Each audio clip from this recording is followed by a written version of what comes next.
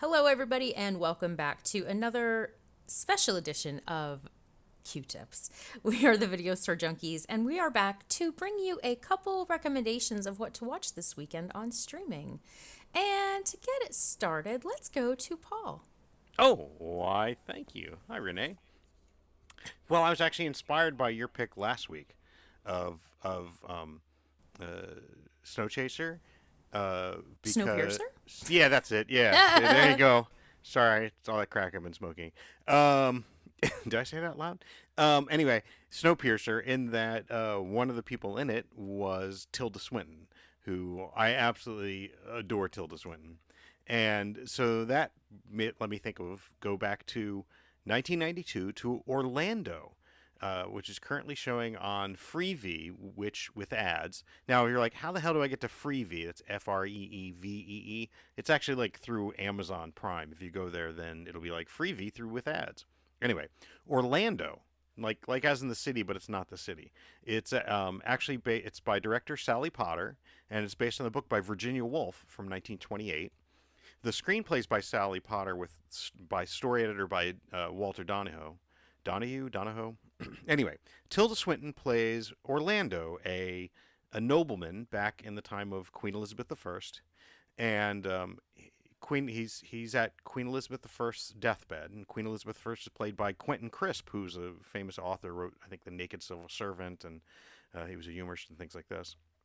But he plays Queen Elizabeth I, and she bequeaths to the beautiful young Orlando land and a castle in perpetuity for him and his descendants, um, but with the stipulation that he should told him to do not fade, do not wither, do not grow old.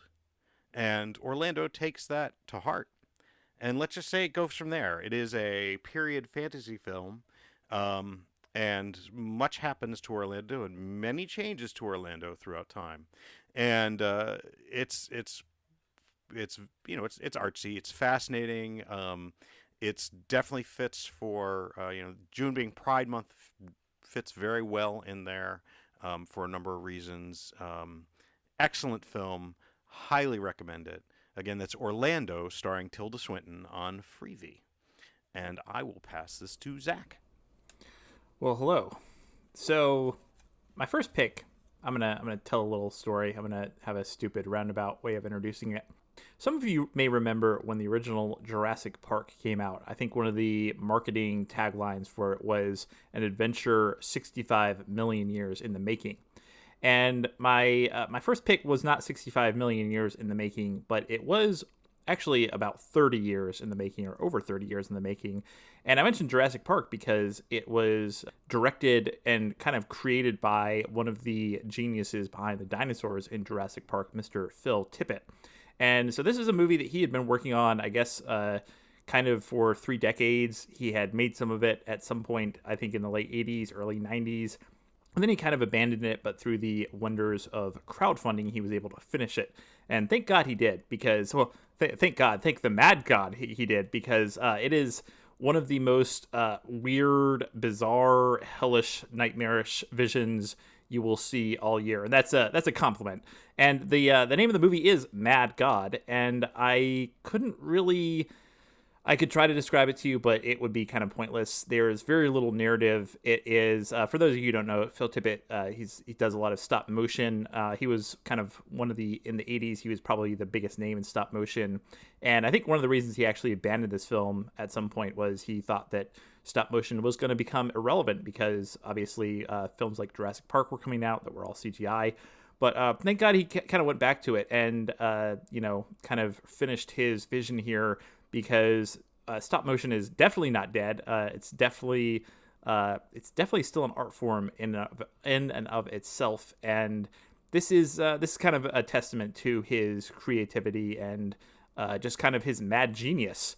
Again, I can't even really tell you what it's about. It's let's just say it's definitely not for everyone. It does contain some pretty bizarre imagery. And it is, I guess, I don't think it's an exaggeration to say it's basically a vision into a very unique version of hell.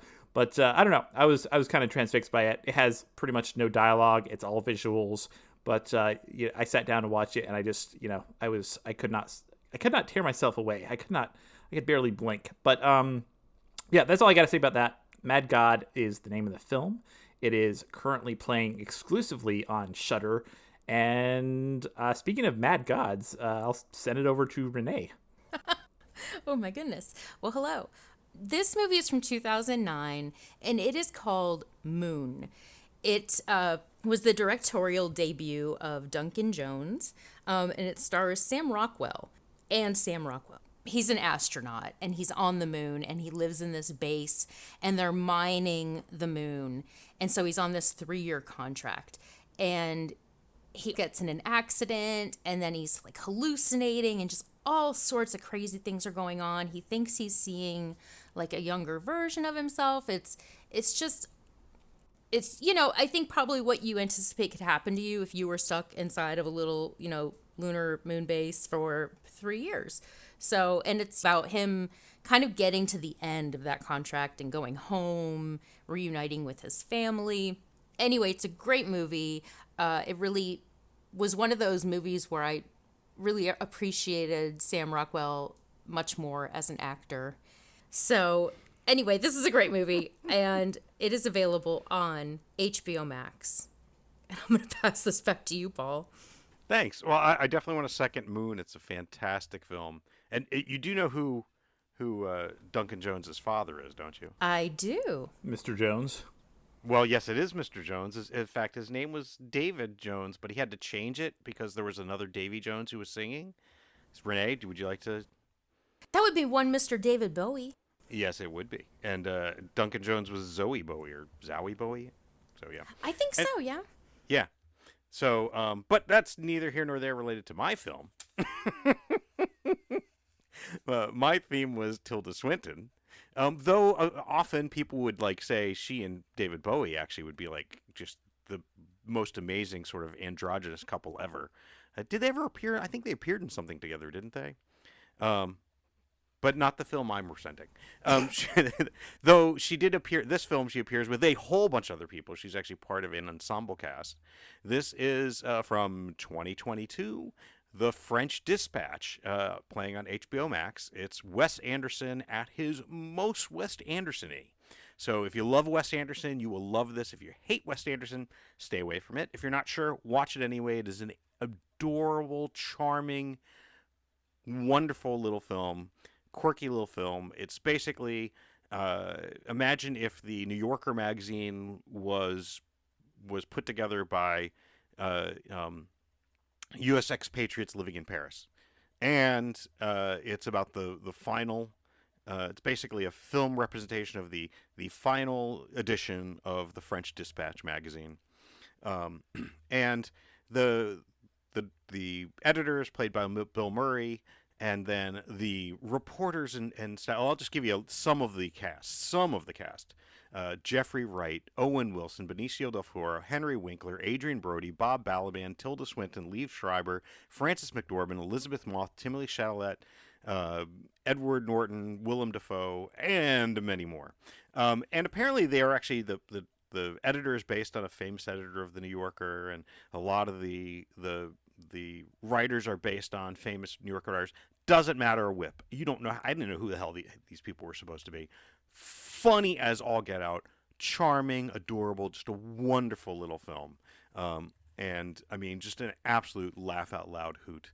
And again, Wes Anderson cranks his Wes Anderson up to the nth degree. It's fantastic. So it's the French Dispatch on HBO Max. And speaking of ensemble casts, I pass this to Zach. Oh boy. Well, actually, yeah. Speaking of ensemble cast, so we're gonna play a little game for my second pick, and I'm gonna start saying names. Okay. By we, I mean Paul and Renee. You're gonna play. Unfortunately, our listeners can't play because this is not live. But and also we can't hear them or interact with them in any way, shape, or form. But so what I'm gonna do, I'm gonna start naming names, and you're just gonna tell me. You're just gonna say stop when you've heard enough and you're already sold on the thing I'm going to recommend, okay? So here we go. Okay. Stephen Merchant, Christopher Walken, No? Should we just Okay. say stop? We should Yeah, stop. yeah, you were stop. supposed I to would say say stop. just Stephen Merchant. Yeah, sure. I was stop. anticipating. Yeah, well, you screwed up the game, but that's fine. I'm gonna move past Who did? that. I did. Both of you Well, did. because then you were like, wait, no. But Yeah. Then you start. Yeah. No, I didn't it's say fine. no. I was Because saying we didn't respond. I ooh. want to hear where else. Yeah. Yeah. Okay. Never mind. That did not. Wait, but I don't know who Renee, that edit is. that out. Edit that out. But look. But I like Stephen Merchant, wait. and I like Christopher Walken. Yeah. Let's move on. Yeah. I Let's mean, you move had on. me at Stephen Merchant. So. Yeah, But so- we're supposed to say, well, wait, no. yeah, it's wait, too late. There should be more. Okay. It's too late. How was I supposed to react? But no. Wait, so, I hate them. Give me more. yeah, hopefully if you're listening, you're like, ooh, yeah, Stephen Merchant, Christopher Walken, I'm sold. And I was sold too. These are the two actors that kind of hooked me on my second pick, which is actually a show called The Outlaws, which is currently playing on Amazon Prime. It is a Prime original. Excuse me, I should say Prime Video. It's a Prime original on Prime Video. And I was actually kind of appreciated the show once I got into it, though, because it is an ensemble cast. It is about a group of people who they've been sentenced to community service for various reasons. And it's kind of a very diverse cast, just in the sense of like their backgrounds and why they are serving community service. But the thing I kind of appreciated about it was like Merchant and Walken were kind of the hook to get me kind of to watch the first couple episodes, but they're not really given that much more screen time than some of the other characters, which I kind of appreciate, because a lot of the other actors, they were the only two in the show that I've actually heard of or were familiar with, but there are a lot of other great actors and actresses in the show, and I really appreciated the fact that, you know, they give equal screen time to some of these people who are like way less prolific. So it's kind of interesting, though. The backstory of the show is actually, I guess, Stephen Merchant's like parents were in charge of community service in Bristol, and so he kind of based the show kind of loosely on their experiences. So I thought that was kind of interesting, but it's fun. It's a comedy, but it's also a drama. So it's, you know, there are lots of very kind of likable characters, and it's got some laughs. But yeah, so that's The Outlaws. And I will also say that I originally heard about this show. If you're a fan of Stephen Merchant, he did a great interview on Fresh Air on NPR, where he kind of talked about the show and kind of his the background of his parents and some other stuff. So if you're a Stephen Merchant fan like I am, check that out as well, because it is a great interview. And anyways, speaking of Outlaws, let's go to Renee for her second pick. Oh my gosh. Oh man. Yeah, I love Stephen Merchant. I'm most familiar with him from the Ricky Gervais show. Oh, he's just so funny. Love him. Anyway, so my second recommendation, and I promise I really am not trying to be lazy. I just know that my co-hosts here have a lot of opinions on this movie, so I would like their input to also sell you all on why you should watch this movie. And also because I didn't get a chance to watch it recently, so I don't want to leave anything out that's important. This movie is from 1982, and it's really interesting. It's very atmospheric and has a lot of action, and the story itself is very good, and it's just interesting. So basically what we have here is Blade Runner from 1982. It is a science fiction film. It is by Ridley Scott, and it is starring Harrison Ford, Rutger Hauer. It also has Edward James Olmos, has Sean Young, and a poor sweet Daryl Hannah with just a horrendous wig. I don't know what they did to that poor girl. Hey, Zach, I wanted to recommend Blade Runner. Could you just tell people why they need to watch Blade Runner? Well, at some point, we'll probably do a whole episode about it, because there's a lot to unpack. Yeah, and I don't even want to get insanely to the whole thing of the whole Yeah, thing. yeah, it's insanely influential, visually stunning, gets into, you know, philosophy, and it's based on a Philip K. Dick book, which is Do Androids Dream of Electronic Sheep. If you know anything about Philip K. Dick, you know his stuff gets weird as shit and really trippy and plays with your head. I mean, it's a classic. Yeah. And now the big question with it is, you know, what version do you watch? Because that movie's had so many different versions. I think that there's only one version that's really streaming now anymore, which is the final version. I think it's called. Good deal. Yeah. Not the one with the shitty voiceover. No. The shitty voiceover edition. It's terrible. Although that one is entertaining. I mean, yeah. Like I said, we should do a whole episode on this just to break it down because there are so many versions and it's almost worth watching that as kind of a time capsule of the movie they made Ridley Scott release versus the movie he wanted to release. So, but that's neither here nor there. I'm sorry, Renee. No. But you know what? Actually, this kind of works because I actually forgot there was another movie that has a lot of artificial intelligence in it, which I wanted to throw out. Oh, is it Runaway?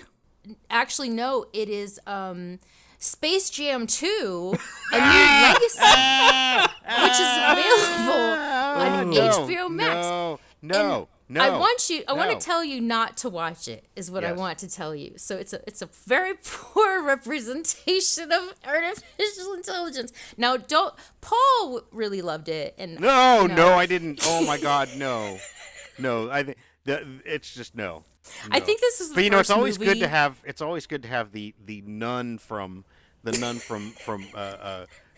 Ken Russell's The Devils in the background of a children's film, hanging out with the Droogs from the Droogs from Clockwork Orange. Oh God, no. The most soulless corporate garbage. Oh my God. We watch a lot of stuff, and Yeah. I don't want to say bad stuff. It's things that are, acquired tastes, if you will. I think this is probably one of the maybe the second movie that we had to stop watching. Yeah, 'Cause Space Jam 2 was that bad. Yeah. I'm trying 1 to think, hour was and there 55 another... minutes. Sorry? Did we make it that far? No, I think we made it like a half hour, but it felt like an hour. Yeah, no. I will never get that time back.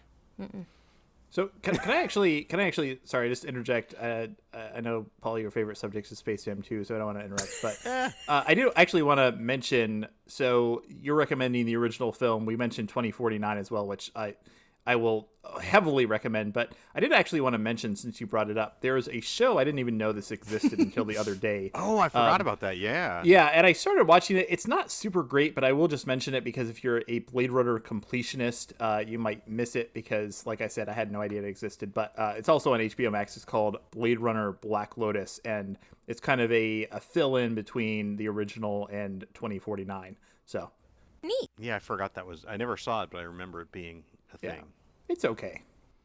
Anyone have a song they want Oh to sing? boy, I can hum the theme to Blade Runner. If not, I've got something lined up. Oh, Yeah. So since we were doing the French Dispatch, I thought maybe a little piece by Maurice Chevalier, and this is from Gigi, but it's not. Oh, those are really horribly problematic. So there's a lot of problematic things in Gigi. We won't even go into them. This song is not so problematic.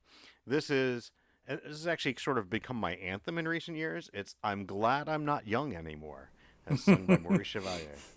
How lovely to sit here in the shade with none of the woes of man and maid. I'm glad I'm not young anymore. The rivals that don't exist at all. The feeling you're only 2 feet tall. For the weekend of June 24th, Paul recommended Orlando, available on the Roku channel and Freevee, and The French Dispatch, available on HBO Max and DirecTV. Zachary recommended Mad God, available on Shudder, and The Outlaws, available on Prime Video. I recommended Moon, available on HBO Max, and Blade Runner, available on Netflix and HBO Max. And that goes on forevermore.